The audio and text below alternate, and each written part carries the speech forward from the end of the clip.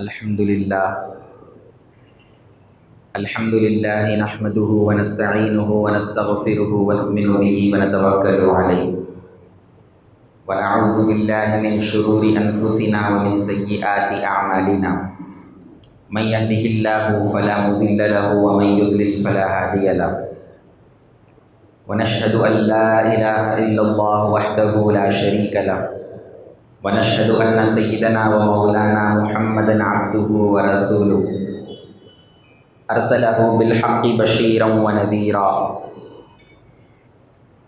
اما بعد فقد قال الله سبحانه وتعالى في كلامه المجيد اعوذ بالله من الشيطان الرجيم بسم الله الرحمن الرحيم واسبغ عليكم نعمه ظاهرة وباطنة صدق الله العظيم وقال تعالى في شأن حبيبه ان الله وملائكته يصلون على النبي يا أيها الذين آمنوا صلوا عليه وسلموا تسليما اللهم صل على سيدنا وشفيعنا ونبينا وحبيبنا ومولانا محمد وعلى آله وأصحابه وبارك وسلم.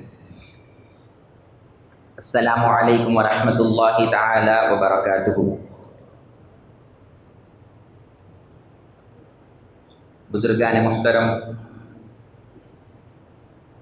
حاضرین مکرم، اللہ تبارک و تعالیٰ کا فضل و کرم ہے کہ اللہ تعالیٰ نے ہم کو تاجدار کائنات امام الانبیاء سرکار دو جہاں صلی اللہ علیہ وسلم کی امت میں پیدا فرمایا.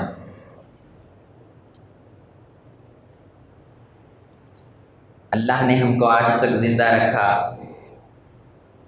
ہمارے عقائد اور اعمال کی اصلاح کے لیے اللہ تبارک و تعالیٰ نے قرآن اور حدیث جیسی عظیم نعمتوں سے مالا مال فرمایا.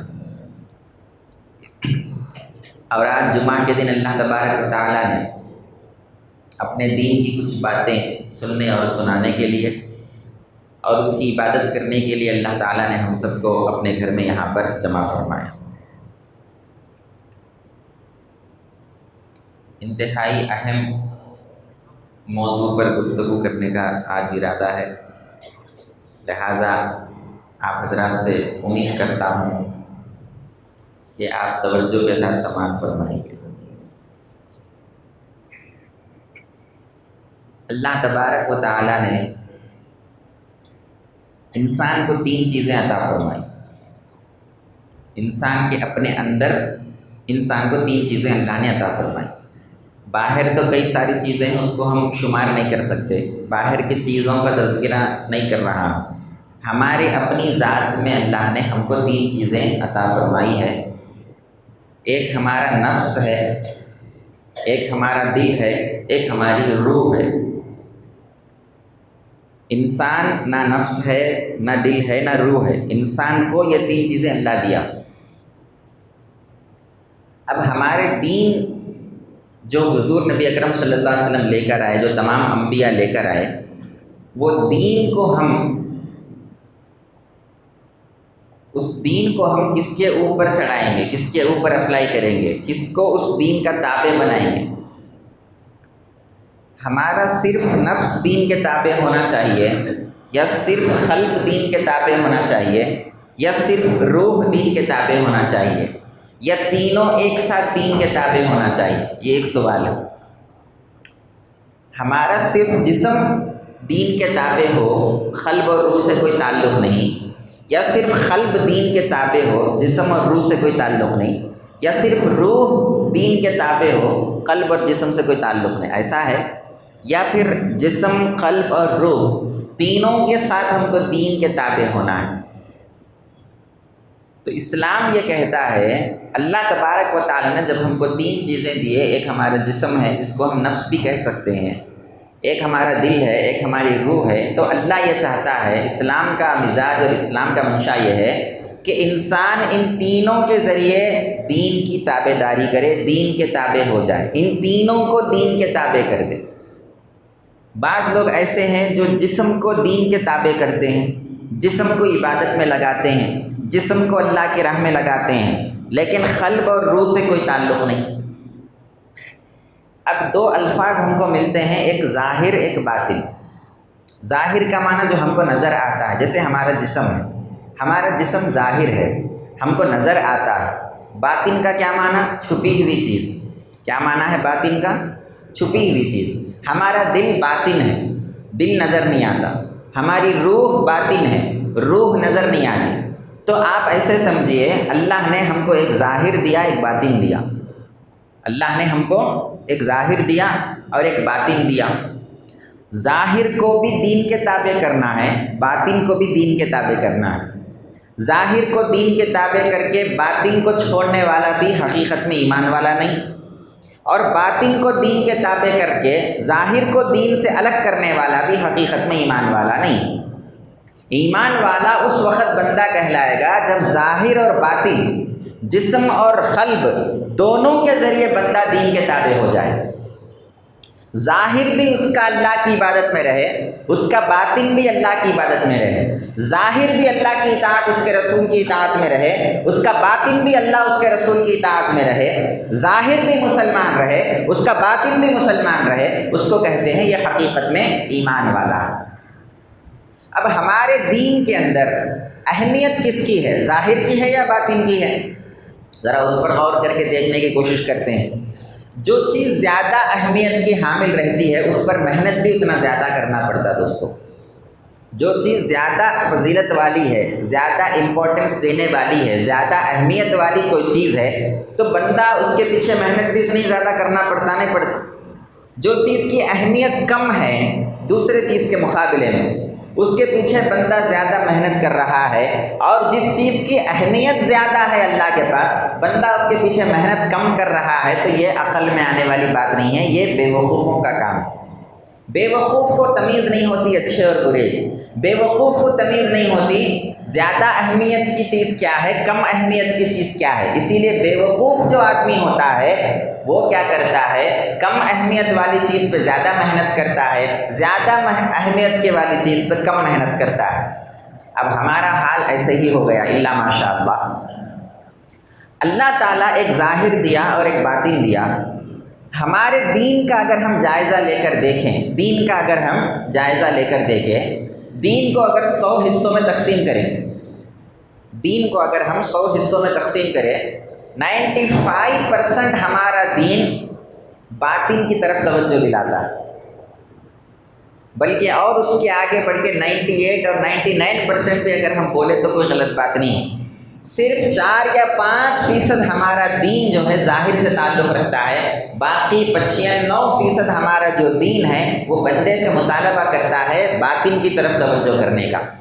ذرا آپ اندازہ کریں کہ 95% ہمارا دین کا تعلق ہمارے باطن سے ہے، اس کو ہم نظر انداز کر دیے، باطن کی طرف کوئی توجہ ہی نہیں ہے، قلب کی طرف کوئی توجہ نہیں ہے، روح کی طرف کوئی توجہ نہیں ہے، صرف 4 یا 5% جو ہمارے دین کا تعلق ہمارے ظاہر سے ہے اس پہ ہم محنتیں کر رہے ہیں۔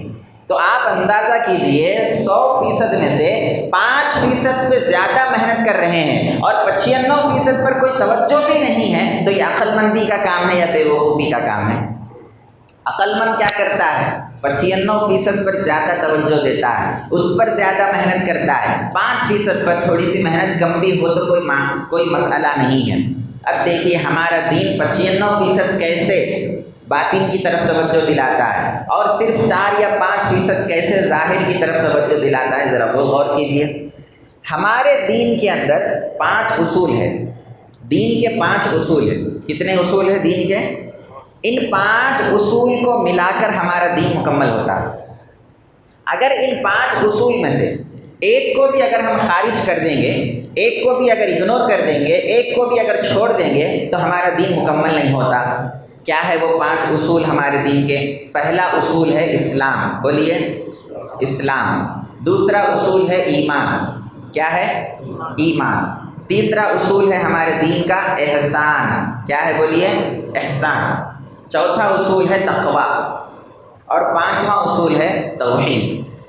5واں اصول ہے توحید۔ یہ ہمارے دین کے 5 بنیادی اصول ہیں، اسلام، ایمان، احسان، تقویٰ اور توحید۔ اسلام، ایمان، احسان، تقویٰ اور توحید، یہ 5 اصول ملا کر 100% ہمارا دین مکمل ہوتا ہے۔ اب یہ 100% کو ان 5 میں تقسیم کریں تو ایک ایک کے حصے میں کتنے % آئیں گے؟ 20% آئیں گے۔ یعنی اسلام 20% ہے، دین کے اندر اسلام کا حصہ 20% ہے، دین کے اندر ایمان کا حصہ 20% ہے، خالی سمجھانے کے لیے بتا رہا ہوں۔ احسان کا حصہ 20% ہے، تقویٰ کا حصہ 20% ہے، توحید کا حصہ 20% ہے۔ جب ہم یہ تقسیم کو سمجھ گئے تو اب آئیے اسلام کس کا نام ہے؟ حضور اکرم صلی اللہ علیہ وسلم سے پوچھا گیا، یا رسول اللہ اسلام کس چیز کا نام ہے؟ اسلام کیا ہے بتائیے، اسلام کے بارے میں خبر دیجئے۔ تو ہمارے آقا نے ارشاد فرمایا، اسلام یہ ہے کہ تو اللہ کے سوا کوئی معبود نہیں ہے، اس بات پر ایمان رکھنا، اس کی گواہی دینا، اور محمد صلی اللہ علیہ وسلم اللہ کے رسول ہیں اس بات کی گواہی دینا، ایک ہو گیا۔ دوسرا نماز کو قائم کرنا، تیسرا روزے رکھنا، چوتھا زکوٰۃ ادا کرنا، پانچواں حج کرنا، ان 5 چیزوں کو اسلام کہتے ہیں۔ یعنی آپ سمجھیں کہ پہلے دین کے 5 اصول ہیں، ان 5 اصول میں جو پہلا اصول اسلام ہے اس کے پھر 5 اصول ہیں، اس کے 5 ارکان ہیں، کلمہ، نماز، روزہ، زکوٰۃ اور حج۔ تو یہ اسلام کا رکن ہو گیا۔ ایمان کیا ہے؟ آقا علیہ الصلوۃ والسلام سے پوچھا گیا، یا رسول اللہ ایمان کیا ہے؟ تو ہمارے آقا نے ارشاد فرمایا، ایمان یہ ہے کہ تو اللہ پر یقین رکھے، اللہ کے فرشتوں پر یقین رکھے، اس کی کتابوں پر، اس کے رسولوں پر، آخرت کے دن پر، مرنے کے بعد دوبارہ زندہ اٹھائے جانے پر، تقدیر کی اچھائی اور برائی اللہ کی طرف سے ہونے پر ایمان رکھے، یہ ایمان ہے۔ تیسرا حضور سے پوچھا گیا، یا رسول اللہ احسان کیا چیز ہے بتائیے؟ تو آقا ارشاد فرماتے ہیں، احسان یہ ہے کہ تو جب عبادت کر تو ایسی عبادت کر جیسے تو اللہ کو دیکھ رہا ہے، اللہ کو دیکھتے ہوئے عبادت کر۔ اگر یہ درجے کو نہیں پہنچ سکتا، اللہ کو دیکھتے ہوئے عبادت نہیں کر سکتا، تو کم سے کم تیرا یقین ایسا ہونا چاہیے کہ اللہ مجھے دیکھ رہا ہے۔ یہ تیسرا احسان۔ چوتھا تقویٰ، حضور صلی اللہ علیہ وسلم ارشاد فرماتے، اشارہ کر کے فرمایا، التقویٰ ہا ہونا، التقویٰ ہا ہونا، التقویٰ ہا ہونا۔ 3 مرتبہ آقا فرماتے ہیں، دل کی طرف اشارہ کر کے کہتے ہیں تقویٰ یہاں رہتا ہے، تقویٰ یہاں رہتا ہے، تقویٰ یہاں رہتا ہے، دل سے۔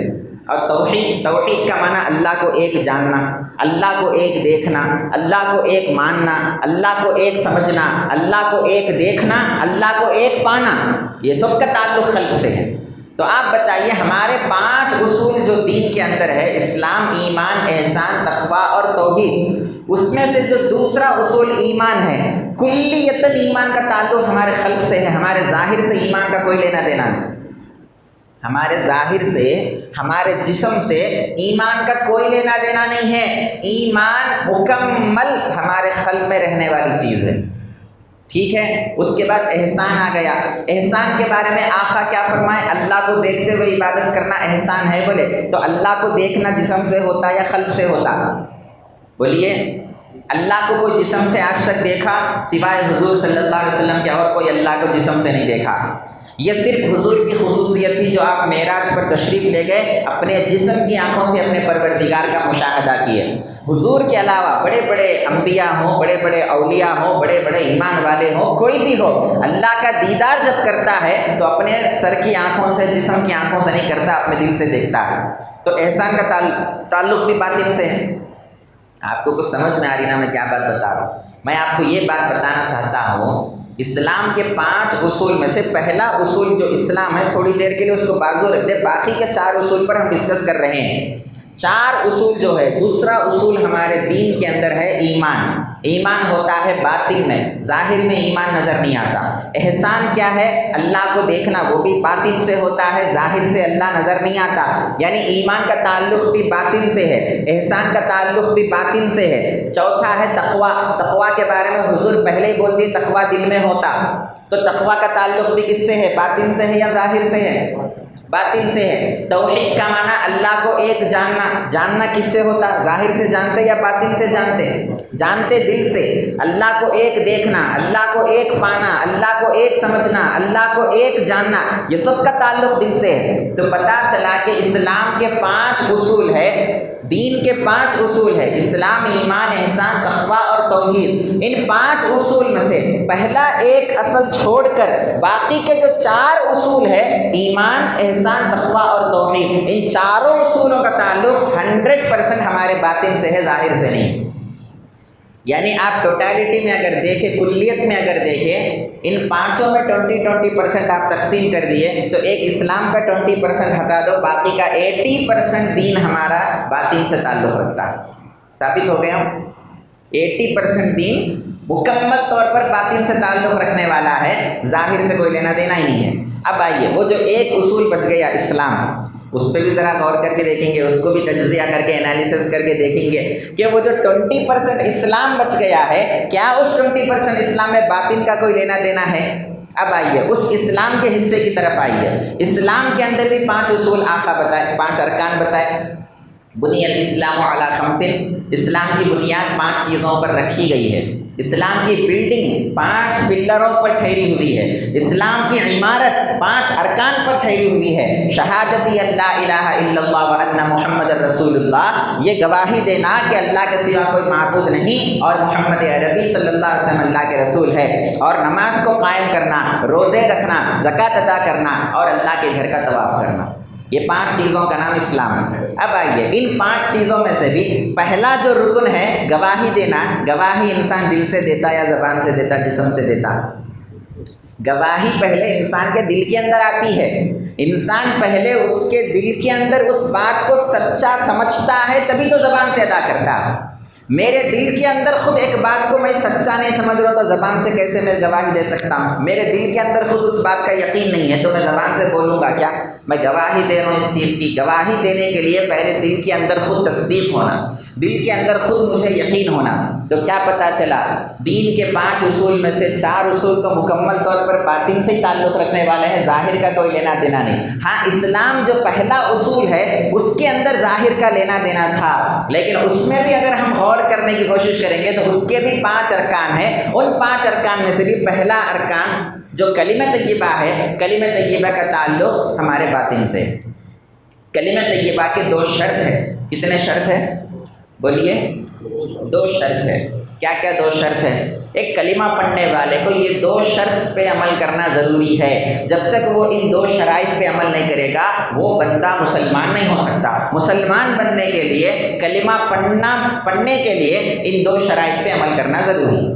کیا کیا وہ 2 شرائط ہیں؟ حضور صلی اللہ علیہ وسلم نے حدیث میں بیان فرما دیا، اقرار باللسان و تصدیق بالقلب۔ پہلی شرط یہ ہے کلمے کو زبان سے ادا کرنا، دوسری شرط یہ ہے دل سے کلمے کو سچا جاننا۔ زبان سے ادا کرنے کا تعلق جسم سے ہے، ظاہر سے۔ زبان سے ادا کرنا جو بتایا آقا اس کا تعلق کس سے ہے؟ ظاہر سے ہے۔ لیکن دل سے سچا جاننا جو بولے اس کا تعلق ظاہر سے ہے یا باطن سے ہے؟ باطن سے ہے۔ تو کیا پتہ چلا؟ اسلام کے ایک اصول کے اندر پہلا جو رکن کلمہ ہے اس کلمے کو بھی 2 ٹکڑے ہو گئے، ایک ظاہر سے تعلق اس کا ہے، ایک باطن سے تعلق اس کا ہے۔ یعنی ایمان کا تعلق مکمل باطن سے، احسان کا تعلق مکمل باطن سے، تقویٰ کا تعلق مکمل باطن سے، توحید کا تعلق مکمل باطن سے۔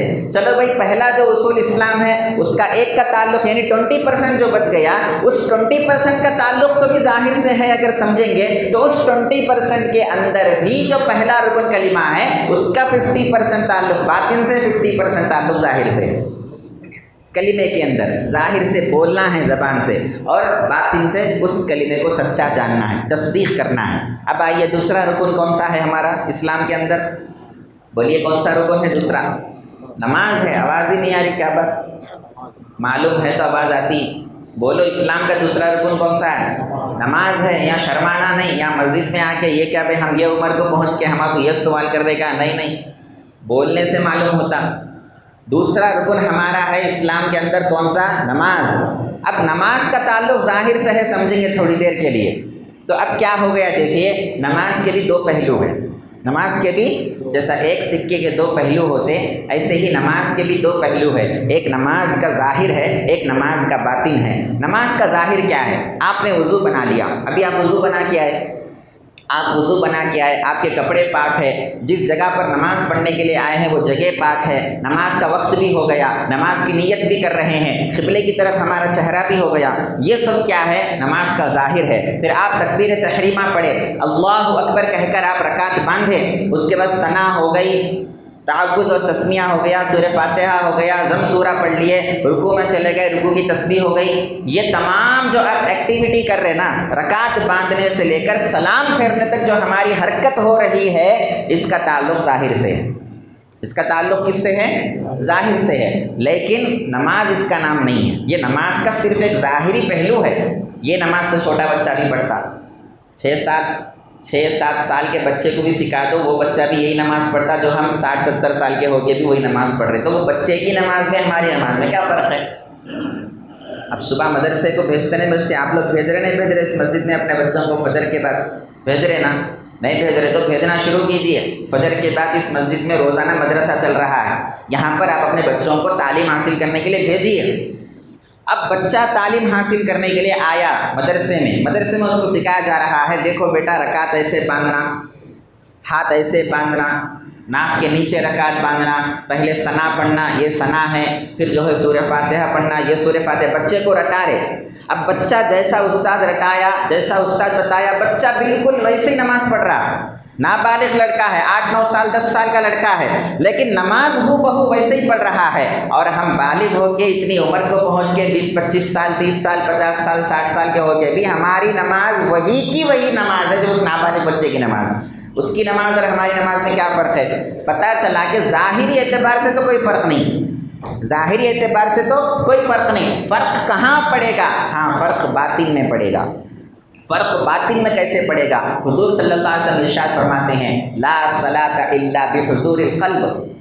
دیکھیے کتنا خطرناک ارشاد ہے آقا کا۔ اس ارشاد کو رکھ کے ذرا ہم اپنا جائزہ لینا کہ میری نماز ایسی ہے کیا؟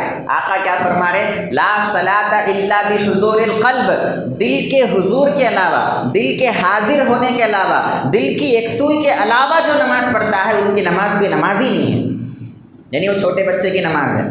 حضور قلب کس کو بولتے ہیں؟ نماز میں دل حاضر رہنا۔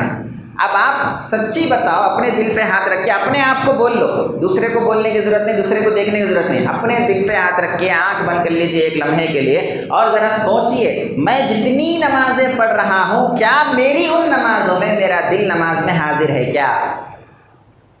نہیں ہے حاضر ہے تو اللہ ماشاء اللہ۔ تکبیر تحریمہ سے لے کر سلام پھیرنے تک ایک لمحہ بھی غفلت آئے بغیر اگر ہمارا دل نماز میں حاضر ہے، دل نماز میں حاضر ہونے کا کیا مطلب؟ اللہ کے ہونے کا خیال ہونا۔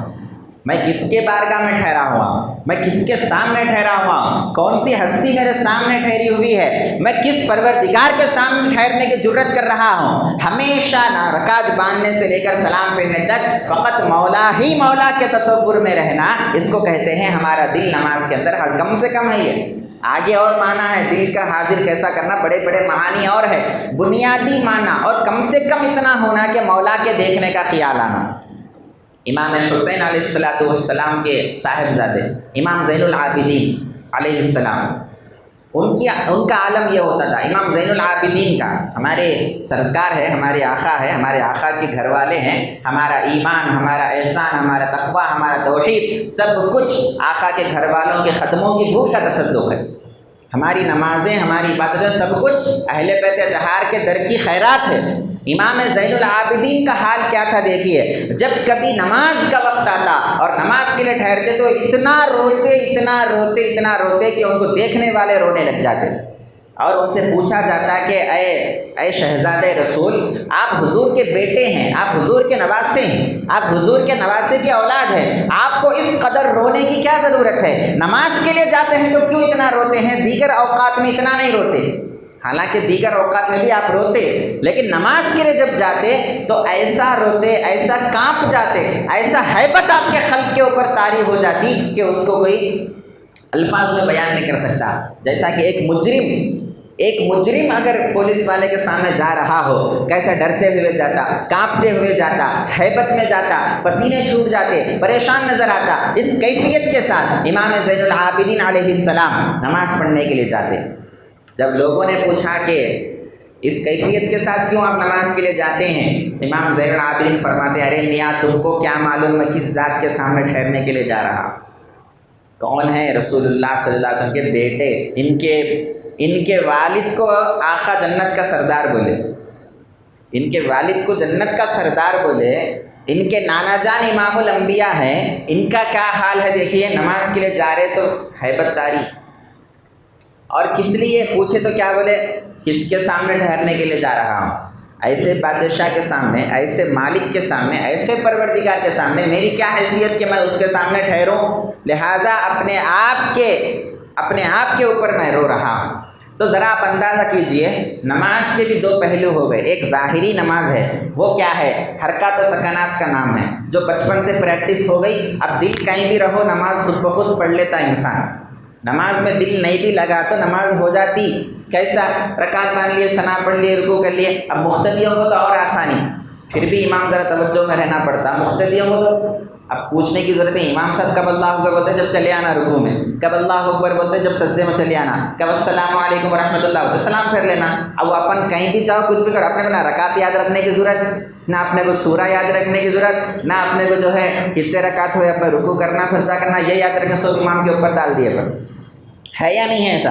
پھر بھی اکیلا پڑھ رہے تو بندہ ذرا سنبھل کے پڑھتا ہے، ارے میں کون سی رکعت پڑھ رہا ہوں، کون سا سورہ پڑھ رہا ہوں، کہیں سورے میں غلطی تو نہیں آ رہی۔ اکیلے پڑھتے وقت پھر بھی تھوڑی توجہ رہتی، لیکن امام کے پیچھے ڈالے وقت اپن کیا کرتے؟ پوری پوٹلی امام کے سر پہ رکھ دیے، اپن آزاد ہو گئے۔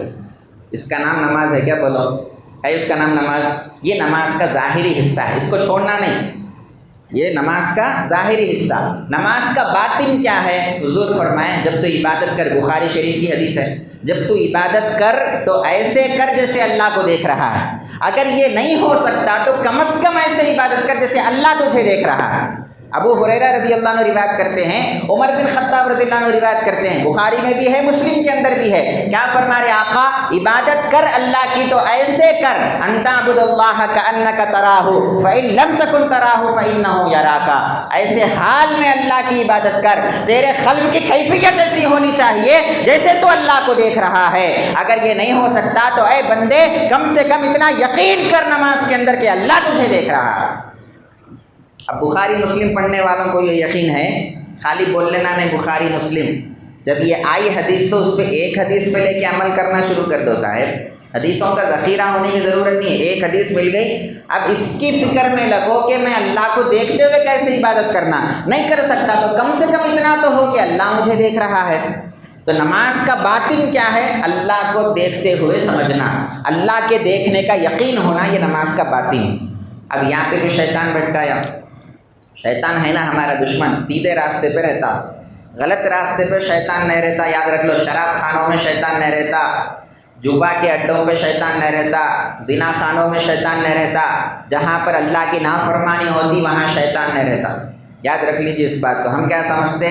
شیطان بولے تو وہاں رہتا سمجھتے، نہیں، شیطان نمازیوں کے ساتھ رہتا، شیطان متقی پرہیزگاروں کے ساتھ رہتا، شیطان ایمان والے کے ساتھ رہتا، شیطان جو ہے اللہ والوں کے ساتھ رہتا، یہ دنیا داروں کے ساتھ، گنہگاروں کے ساتھ شیطان اس کو بھٹکانے کی ضرورت ہی نہیں ہے، پہلے سے بھٹکا ہوا ہے، اس کو کیا بھٹکائیں گے ساتھ رہ کے؟ جو اللہ کے راستے پر ہے اس کے ساتھ رہ کے شیطان اس کو بھٹکاتا۔ اب یہاں پر بھی شیطان بھٹکا دیا کئی لوگوں کو۔ اب کئی لوگ کیا بولے، ہاؤ بھائی نماز کا ایک ظاہر ہے ایک باطن ہے، ہم تو باطنی نماز پڑھنے والے ہیں، دل کی نماز پڑھنے والے ہیں، یہ ظاہری نماز سے ہمارے کو کوئی لینا دینا نہیں، وہ بچوں کی نماز ہے، وہ تو یہ شریعت والوں کی نماز ہے، ہم تو طریقت اور تصوف اور معرفت والے، ہم دل کی نماز پڑھنے والے، لہٰذا ظاہری نماز سے ہم کو کوئی لینا دینا نہیں ہے۔ یاد رکھ لیجئے، سب سے بڑے پیر، سب سے بڑے ولی، سب سے بڑے مرشد، سب سے بڑے طریقت و تصوف کے رکھنے والے دنیا میں اگر کوئی گزرے ہیں صحابہ تابعین تبع تابعین کے بعد تو وہ ہے حضور غوث اعظم شیخ عبد القادر جیلانی رضی اللہ تعالیٰ۔ آپ نے اپنی ساری زندگی میں ایک نماز کو بھی آپ نے نہیں چھوڑا، ترک کرنا تو دور کی بات ہے، ایک نماز بھی قضا نہیں ہوئی آپ سے۔ اگر یہ طریقت و تصوف کا علم آ جانے کے بعد یہ ظاہری نماز کو چھوڑ کے صرف دل کی نماز پڑھنا ہوتا تو سب سے پہلے غوث اعظم دل کی نماز پڑھتے اور ظاہری نماز کو ترک کر کے بتاتے۔ یاد رکھو، جو طریقت کے نام پہ نماز کو چھوڑتا ہے وہ اللہ کا ولی نہیں ہے، وہ دوست نہیں ہے، وہ پیر نہیں ہے، وہ شیطان۔ شیطان کو دیکھنا چاہ رہے، دیکھے کیا کوئی شیطان کو اتنے لوگوں میں دیکھے؟ کوئی شیطان کو دیکھنا چاہ رہے کیا؟ بولیے، دیکھنا چاہ رہے شیطان کو؟ اگر شیطان کو دیکھنا ہے نا تو نماز نہیں پڑھنے والے کو دیکھو، وہ پکا شیطان ہے، وہ شیطان سے بڑا شیطان ہے۔ شیطان تو بھی اللہ کی عبادت کرا، ہر جگہ زمین پہ اللہ کو سجدہ کرا، یہ تو شیطان سے بھی دو قدم آگے نکل گیا، اللہ کو ہی سجدہ نہیں کرنے والا۔ روزے چھوڑنے والے کو دیکھ لو، شیطان کو دیکھنا ہے تو بے روزے دار کو دیکھو، شیطان کو دیکھنا ہے تو نماز کو ترک کرنے والے کو دیکھو، شیطان کو دیکھنا ہے تو اللہ کی نافرمانی کرنے والے کو دیکھو۔ تو یاد رکھو، بڑا سے بڑا پیر، بڑا سے بڑا مرشد، بڑا سے بڑا اللہ والا، ظاہری نماز اس سے ترک نہیں ہو سکتی۔ ظاہری نماز بھی ہونا، نماز کا باطنی پہلو بھی ہونا۔ تو بڑے مرشد ہوں گے، بڑوں کی اولاد ہوں گے، بڑی درگاہ کے سجادے ہوں گے، بڑے سے بڑے اللہ والے ہوں گے، کوئی بھی ہوں گے، اگر وہ ظاہری نماز کو ترک کر رہا ہے، وہ کتنا ہی بڑا کیوں نہ ہو، وہ شیطان ہے، اللہ کا دوست ہرگز نہیں ہو سکتا۔ وہ پیر نہیں ہے، ایسے پیر کے ہاتھ میں بیعت کرنا بھی حرام ہے۔ اگر کوئی بیعت کر لیا تو واجب ہے کہ اس کی اپنے پیر کے بیعت کو توڑ دے، کیونکہ وہ پیر نہیں ہے، وہ جہنم میں لے کے جانے والا شیطان کا ایک نمائندہ ہے، جہنم میں ڈھکیلنے والا ہے اپنے مریدین کو، وہ پیر نہیں ہے۔ پیر حقیقت میں وہ ہے جو نماز کے باطنی حصے کو بھی اپنے ساتھ رکھے اور ظاہری نماز کی بھی پابندی کرے۔ تو میں آپ کو کیا بتانا چاہ رہا تھا، دین کے 5 اصول میں سے 4 اصول تو مکمل طور پر باطن سے تعلق رکھنے والے ہیں۔ ایک اصول اسلام پہلا بچ گیا تھا، اس میں بھی اگر ہم غور کر رہے تو کلمے میں ایک باطن ہے، ایک ظاہر ہے، نماز میں بھی ایک باطنی پہلو ہے، ایک ظاہری پہلو ہے، روزے میں بھی ایک باطنی پہلو ہے، ایک ظاہری پہلو۔ روزے کا بھی ایک باطن اور ایک ظاہر ہے۔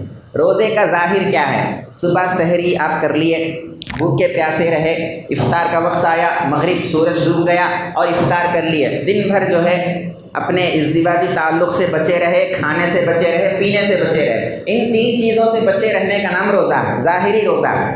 کون سی 3 چیزوں سے بچنا؟ میاں بیوی کے تعلق سے بچنا، کھانے سے بچنا، پینے سے بچنا، ہو گیا روزہ ظاہری طور پر۔ لیکن حقیقتاً روزہ کیا ہے؟ باطنی روزہ کیا ہے؟ روزے کے اندر غیبت نہیں ہونا، روزے کے اندر چغلی نہیں ہونا، روزے کے اندر اللہ کی عبادت ہونا، روزے کے اندر اللہ کی نافرمانی نہیں ہونا، روزے کے اندر جھوٹ نہیں بولنا، روزے کے اندر قرآن کی تلاوت ہونا۔ روزہ کس حال میں رہنا؟ اللہ تبارک و تعالیٰ روزہ کیوں فرض کیا؟ تاکہ تم متقی بن جاؤ۔ کیا بولے اللہ قرآن میں روزہ اس واسطے فرض کیا، میرے پاس جو ہے رزق کے خزانہ ذرا کم ہو، ذرا اس واسطے 1 مہینہ ذرا بھوکے پیاسے رہ کے میرا راشن بچا کے رکھو، بول کے اللہ روزے فرض کرے۔ الٹا رمضان میں جتنا رزق کھاتا ایمان والا غیر رمضان میں نہیں کھاتا۔ غیر رمضان میں رزق اتنا میسر نہیں ہوتا، رمضان میں اس سے کہیں زیادہ ایمان والے کا رزق بڑھ جاتا۔ تو پھر بھوکا پیاسا رکھنے کی کیا ضرورت ہے؟ بھوکا پیاسا ہمارے کھانے کو بچانے کے لیے نہیں رکھے اللہ تعالیٰ، بھوکا پیاسا کیوں رکھے؟ اللہ قرآن میں فرما رہا لعلکم تتقون، اے ایمان والو روزہ اس لیے میں فرض کرا تاکہ تم تقوی والے۔ تقوی کہاں رہتا؟ حضور کیا بولے؟ قلب کے اندر رہتا بولے، تو روزے کا تعلق بھی قلب سے ہو گیا نہیں ہو گیا؟ ظاہری روزہ ہے اس کو ترک نہیں کرنا، لیکن روزے کا باطن کیا ہے؟ روزے کا باطن یہ ہے کہ بندے کے دل کے اندر تقویٰ پیدا ہو جائے۔ تو روزے کا بھی ایک ظاہر ہے، روزے کا بھی ایک باطن ہے۔ اسی طرح آپ زکوٰۃ ادا کر رہے ہیں، زکوٰۃ کا بھی ایک ظاہر اور ایک باطن ہے۔ زکوٰۃ کا ظاہر کیا ہے؟ ایک زکوٰۃ کا مستحق غریب مسکین آدمی ہے، آپ اپنا روپیہ اس کو دے دیے، یہ زکوٰۃ کا ظاہر ہے۔ لیکن زکوٰۃ کا باطن کیا ہے؟ زکوٰۃ فرض اس لیے کرے اللہ تعالیٰ تاکہ دل سے دنیا کی اور دولت کی محبت کو نکالا جائے۔ دل کے اندر دولت کی محبت ہے، خالی ہاتھ سے زکوٰۃ دے رہے تو زکوٰۃ ادا ہو جاتی، لیکن مقصد زکوٰۃ حاصل نہیں ہوتا۔ دل کے اندر جو دنیا بیٹھی ہوئی ہے، دل کے اندر جو مال کی محبت بیٹھی ہوئی ہے، اس محبت کو نکالنا، اس پیسے کی محبت کو نکالنا، یہ زکوٰۃ کا مقصد ہے۔ تو زکوٰۃ کا بھی ایک ظاہر ہے جو آپ ہاتھ سے کسی غریب کو دے رہے، زکوٰۃ کا ایک باطن ہے، وہ کیا ہے؟ اپنے قلب سے دنیا کی اور دولت کی محبت کو نکالنا۔ اب حج پہ آ جائیے، حج کا بھی ایک ظاہر اور ایک باطن ہے۔ حج کا ظاہر کیا ہے؟ آپ سفر کر کے پہنچے مکہ المکرمہ، اللہ کرے کہ اللہ ہر ایک کو نصیب کرے، اپنے دیار کی، اپنے محبوب کے دیار کی زیارت عطا فرمائے۔ تو ہم حج پہ جا رہے ہیں، خانہ کعبہ کا اپنے جسم سے خانہ کعبہ کا طواف کر رہے ہیں، جسم کو خانہ کعبہ کے طواف میں لگائے۔ جس وقت جسم طواف کر رہا ہے اس وقت دل کہاں رہنا؟ دل گھر میں رہنا، دل بیوی بچوں میں رہنا نہیں، جسم تو طواف میں ہے، دل کہاں رہنا اس وقت؟ جسم کعبے کا طواف کرنا، دل کعبے کے پروردگار کا طواف کرنا۔ جسم کا رخ ہمارا کعبے کی طرف ہونا، دل کا رخ کعبے والے کی طرف ہونا۔ جسم تو کعبے سے اٹیچ رہنا، دل کعبے والے سے اٹیچ رہنا، دل مولا سے لگا رہنا، یہ حج کا باطنی پہلو ہے۔ جب آپ شیطان کو کنکریاں مار رہے ہیں، ایک اس کا ظاہر ہے، ایک اس کا باطن ہے۔ ظاہر کیا ہے؟ آپ شیطان کو کنکریاں مار رہے ہیں۔ باطن میں کیا ہے؟ آپ کا اپنا جو نفس جو آپ کو اللہ کے خلاف اکساتا ہے، اپنے نفس میں یہ تصور کرنا، اپنے آپ میں یہ تصور کرنا کہ میں اس شیطان کو نہیں بلکہ میرے اندر جو مجھے بھٹکانے والا شیطان ہے میں اس کو کنکریاں مار رہا ہوں۔ اسی طرح جب آپ صفا مروہ پہ جاتے ہیں، وہاں پر بھی قلب کی کیفیت ہے۔ جب آپ جانور ذبح کرتے ہیں، قربانی کرتے ہیں، وہاں پر بھی دل کا حال ہے۔ تو آپ کو میں خلاصتاً بتا رہا ہوں، وقت زیادہ نہیں ہے، خلاصتاً یہ ہے کہ دین کے ہمارے 5 اصول ہیں: اسلام، ایمان، احسان، تقویٰ اور توحید۔ ان 5 اصول میں سے 4 اصول تو مکمل باطن سے تعلق رکھنے والے ہیں، ظاہر کا کوئی لینا دینا نہیں۔ ایک اصول اسلام بچ گیا، اس اسلام میں بھی جو جتنے بھی ارکان ہیں ان ارکان میں آدھا ظاہر ہے آدھا باطن ہے۔ تو 20% جو اسلام تھا، اس 20% اسلام میں بھی 10% کا تعلق ظاہر سے ہے اور 10% کا تعلق کس سے ہے؟ باطن سے ہے۔ اب ساری باتوں کو خلاصے کے طور پر اگر بیان کریں تو کیا نتیجہ نکلا؟ نتیجہ یہ نکلا کہ ہمارے 100% دین کا 10% تعلق ہمارے ظاہر سے ہے۔ کیا ہے وہ 10% ظاہر سے تعلق؟ زبان سے کلمے کا اقرار کرنا، ظاہری نماز کی حرکت، رکعت باندھنے سے سلام پھیرنے تک، یہ نماز کی ظاہری حرکتیں، اور جو ظاہری طور پر بھوکا پیاسا رہ رہے یہ روزہ، ظاہری طور پر جو پیسے زکوٰۃ کے طور پہ دے رہے وہ عمل، اور ظاہری طور پر جو حج کا طواف کر رہے یہ عمل۔ بس یہ اتنا ہی دین کا ظاہر ہے، اتنا ہی کیا ہے؟ دین کا ظاہر ہے۔ اب یہ اس کے علاوہ جو چیزیں ہیں وہ فرض نہیں ہیں، جیسے کہ داڑھی رکھ رہے، یہ حضور کی سنت ہے، اللہ نے فرض نہیں کیا۔ آقا علیہ السلام کی سنت ہے ایک مشت داڑھی رکھنا، داڑھی ایک مشت سے کم نہیں رکھنا، ایک مشت داڑھی رکھنا، یہ حضور صلی اللہ علیہ وسلم کی سنت ہے، واجب کے درجے میں ہے، فرض کے اتنا برابر فرض نہیں ہے لیکن فرض کے بعد کا درجہ اس سنت کا ہے۔ اسی طرح ظاہری طور پر اسلامی لباس پہننا، یہ حضور کا طریقہ ہے، حضور کی سنت ہے، لیکن اللہ تعالیٰ جو فرض کرا وہ یہ ہے جو میں آپ کو بتا دیا۔ تو اب کیا نتیجہ نکلا؟ ہمارے دین کو اگر 100 حصوں میں تقسیم کر دیں تو 90 حصے اس کا تعلق کس سے ہے ہمارے دین میں؟ باطن سے، اور 10 حصے کا تعلق کس سے ہے؟ ظاہر۔ اپن محنت کس پہ کر رہے ہیں؟ ذرا غور کر کے دیکھو، 10% پہ محنت ہو رہی یا 90% پہ محنت ہو رہی؟ کس پہ محنت ہو رہی؟ جس کو دیکھو وہ ظاہر کو بنانے میں لگا ہوا ہے۔ اچھا جبہ پہن کے گیا تو لوگ متقی پرہیزگار سمجھتے، اچھا جو ہے امامہ باندھ کے گیا تو لوگ بڑا عالم دین سمجھتے، اچھے کپڑے پہن کے جانا، اچھی داڑھی سجا کے جانا، اچھا رہن سہن رہنا، یہ سب یہ 10% میں کھیل رہے اپن۔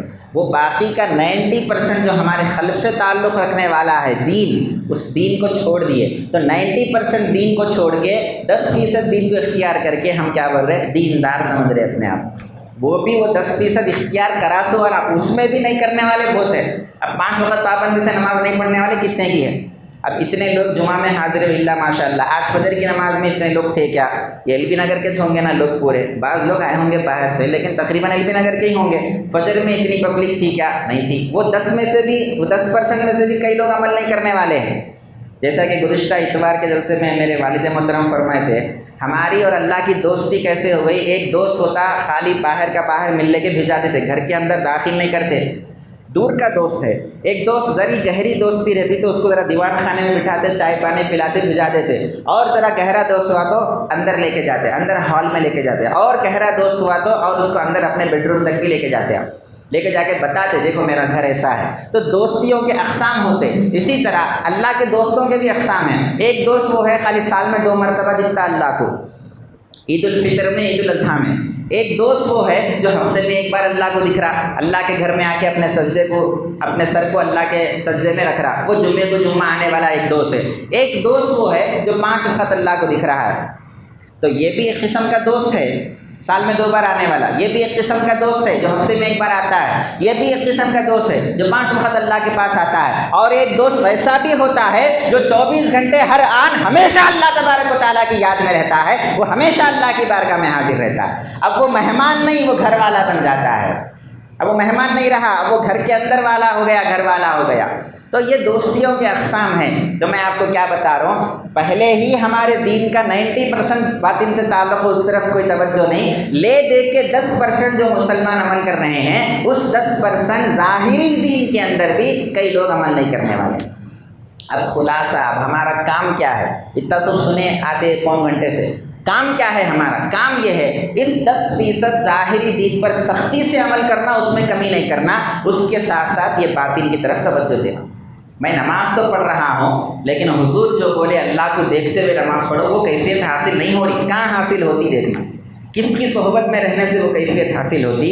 اس کی صحبت میں رہنا، مجاہدہ کرنا، مشقت کرنا، اپنے نفس پہ بار ڈالنا، وہ کیفیت حاصل کرنا، ورنہ ہماری نماز درست نہیں ہے دوستو۔ خالی ظاہری ایکٹیویٹی کا نام نماز نہیں ہے۔ اب جمعہ کی نماز میں آپ اندازہ کر کے دیکھ لو، جمعے کے اب جو 2 رکعت ہم پڑھیں گے نا، یہ 2 رکعت میں اندازہ کر کے دیکھ لو، رکعت باندھنے سے لے کے سلام پھیرنے تک 1 سیکنڈ بھی غفلت آئے بغیر مکمل توجہ اگر ہماری اللہ کی طرف ہے، میں گواہی دیتا ہوں کہ آپ اللہ کے سچے ولی ہیں، دور حاضر کے آپ غوث اعظم ہیں، دور حاضر کے غوث اعظم ہیں آپ۔ اگر رکعت باندھنے سے سلام پھیرنے تک 1 سیکنڈ، 1 لمحہ بھی دنیا کی طرف توجہ نہیں جانا، کاروبار کی طرف توجہ نہیں جانا، دکان چھوڑ کے آیا، بچے کو بٹھا کے آیا، جلدی ختم کرے تو میں جاتا ہوں، بچے کو وہاں بھیجتا ہوں، یہ توجہ آئے بغیر 1 لمحہ رکعت باندھنے سے سلام پھیرنے تک اگر فقط مولا کی طرف توجہ ہے تو آپ اپنے آپ کو غوث اعظم سمجھ لو۔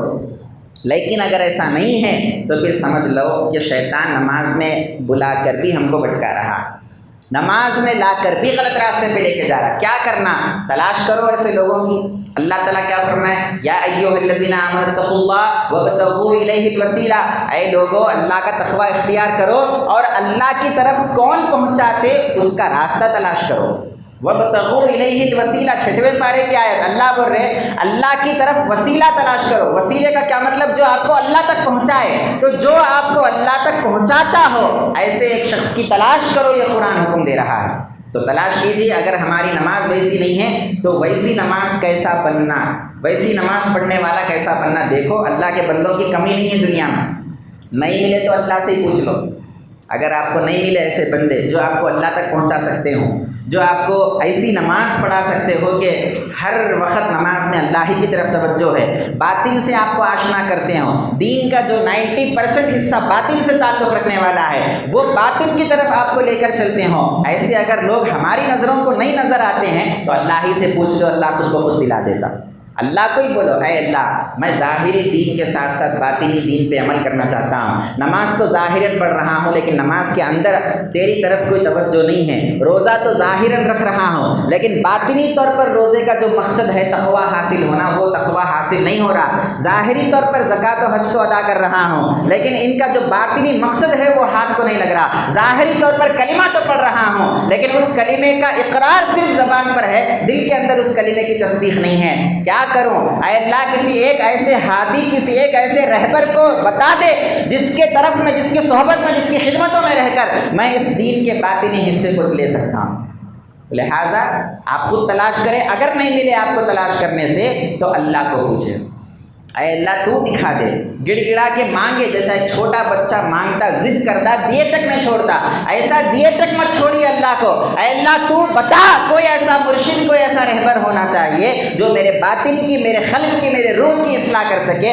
ظاہر تو الحمدللہ سنورا ہے، باطن کے اصلاح کی، باطن کے سنوارنے کی اب ضرورت ہے۔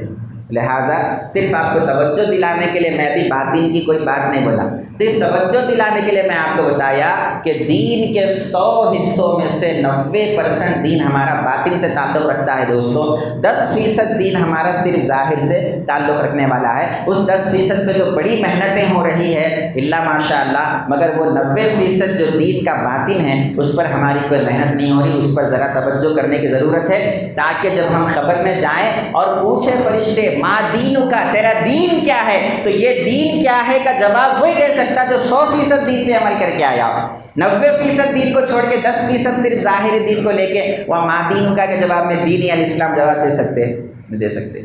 10 مارکوں سے کامیاب ہوتے کیا بولو، دنیا کا بھی دستور نہیں، 100 مارک آپ کا ایگزام پیپر میں ہے، 10 مارک آ گئے، پاس ہو جاتے کیا بولو، نہیں ہوتے نا۔